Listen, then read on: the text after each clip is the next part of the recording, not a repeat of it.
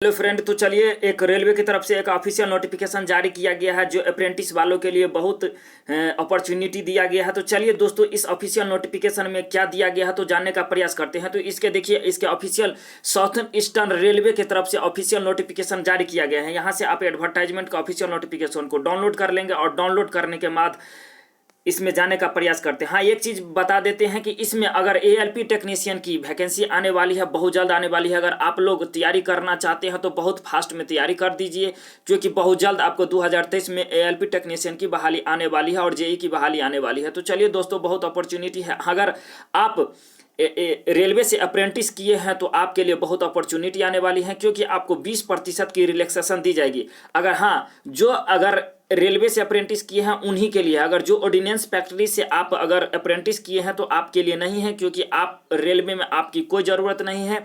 अगर जहां से आप अप्रेंटिस करते हैं तो वहीं से आपको 20% की रिलैक्सेशन दी जाएगी। अगर आप रेलवे से अप्रेंटिस करते हैं तो आपको रेलवे में 20% की छूट दी जाएगी। अगर आप ऑर्डिनेंस फैक्ट्री या पीएसयू सेक्टर से किसी भी जहां से आप अप्रेंटिस करते हैं तो वहीं भी आपको 20% की रिलैक्सेशन दी जाएगी। तो चलिए, इसके ऑफिशियल नोटिफिकेशन में क्या है विस्तार से जानने का प्रयास करेंगे। CCAH क्या है, तो चलिए इस ऑफिशियल नोटिफिकेशन को डाउनलोड करके रखे हैं तो जानने का प्रयास करते हैं।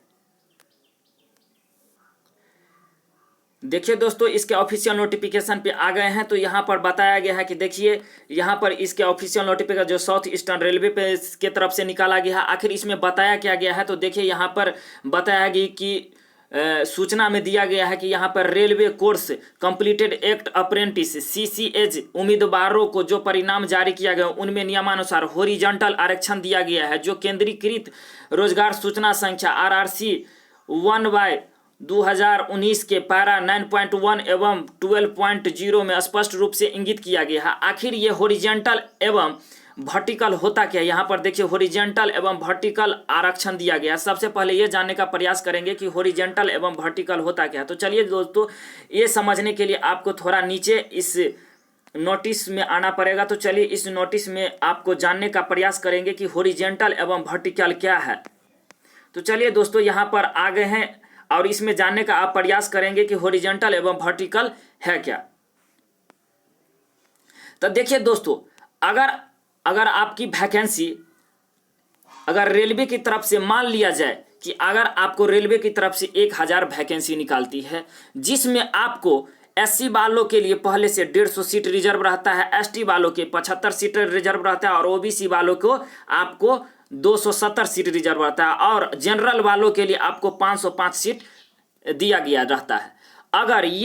अगर ये सीट रिजर्व है तो आपको ये वर्टिकल के अंतर्गत आती है। ये अगर आप सीट रिजर्व है, जैसे अगर 1000 सीट निकला जिसमें SC वालों के लिए आपको 150 सीट दिया गया है, जिसमें से और ST वालों के लिए 75 सीट दिया गया और OBC वालों के लिए 270 सीट दिया गया है, तो ये आपका सीट ये वर्टिकल के अंतर्गत आएगी और 505 सीट आपको ये वर्टिकल के अंतर्गत आएगी। और हॉरिजॉन्टल क्या होता है दोस्तों, अगर मान लेते हैं कि जिस कैटेगरी में अगर आप SC से बिलोंग करते हैं या OBC से बिलोंग करते हैं, तो मान लेते हैं कि अगर OBC से आप बिलोंग करते हैं तो OBC में कितना सीट है, 270 सीट है। तो 270 सीट है तो इसका 20% निकाल लेंगे, इसका 20% निकाल लेंगे, तो इतना आपका अगर मान लेते हैं कि 200 सीट निकला है, OBC में 200 सीट है तो इसका 20%, तो इसका 20% निकाल के आपका रहेगा। अगर 1000 आपका OBC में अगर निकलता है तो 1000 का 20% निकाल लेंगे, यानी 200 सीट आपके लिए 20% रिलैक्सेशन रहेंगी। यानी जो CCA यानी जो आपका जो अप्रेंटिस कर चुके हैं, जो अप्रेंटिस वालों के लिए आपका 20% की यहाँ पर आरक्षण दिया गया है।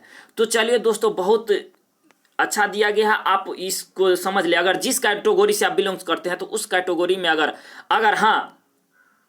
अगर यहाँ पर जो अप्रेंटिस करके आते हैं तो उसको फिजिकल नहीं दिया जाता है, डायरेक्ट DV के लिए बुलाया जाता है। तो यहाँ पर DV के लिए अगर इस बार जो रेलवे की ग्रुप D की जो 19 में फॉर्म फिलअप हुआ था, तो फॉर्म फिलअप में क्या हुआ था, जो इस बार रिजल्ट दिया गया था और DV के लिए बुलाया गया था, तो वहाँ पर अप्रेंटिस वाले ही पहुँच गए थे जो CCA के थ्रू दिया गया है। और वहाँ पर 20% की आरक्षण दिया गया है, वहाँ पर उसको पीईटी होता नहीं है, जिस कारण से क्या हुआ, कट ऑफ वहाँ पर हाई चला गया, जिस कारण से बहुत सी आवाज़ उठ कर आए कि रिजल्ट में गड़बड़ी हुई है। लेकिन गड़बड़ी नहीं, वहाँ पर कि अप्रेंटिस वालों को यहाँ पर 20% की, देखिए यहाँ पर 20% की रिलैक्सेशन दी गई है, क्योंकि आपको बता दिया गया है कि अगर टोटल जितना भी सीट निकलेगा, जिस कैटेगरी से आप बिलोंग्स करते हैं, तो उस कैटेगरी में आपको 20% की रिलैक्सेशन, अगर वैकेंसी निकलती है तो वह वर्टिकल वैकेंसी निकलती है। मान लेते हैं कि अगर एससी में अगर 75 सीट है तो वह वर्टिकल के अंतर्गत आती है।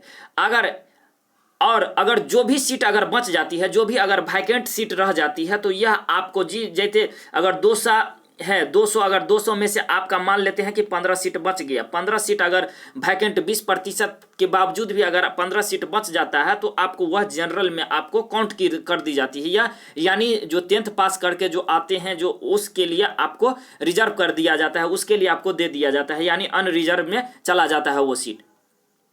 और इसके बाद बात करते हैं कि चलिए क्या ये होने के बाद अब एएलपी टेक्नीशियन है, क्योंकि अब ग्रुप डी की पोस्ट हटा दी गई है और अब ग्रुप सी में मर्ज कर दिया गया है। तो दोस्तों अब ग्रुप सी में जो मर्ज कर दिया गया है, तो ग्रुप सी की वैकेंसी भी आने वाली है। तो ग्रुप सी में क्या मिलेगा? हाँ दोस्तों, क्योंकि ग्रुप सी में ही आपको अब 20% की भी छूट दी जाएगी, क्योंकि ग्रुप सी में आपका एएलपी और टेक्नीशियन आता है, और वो भी में ट्रेडमैन के लिए ही आपको रिजर्वेशन दी जाएगी।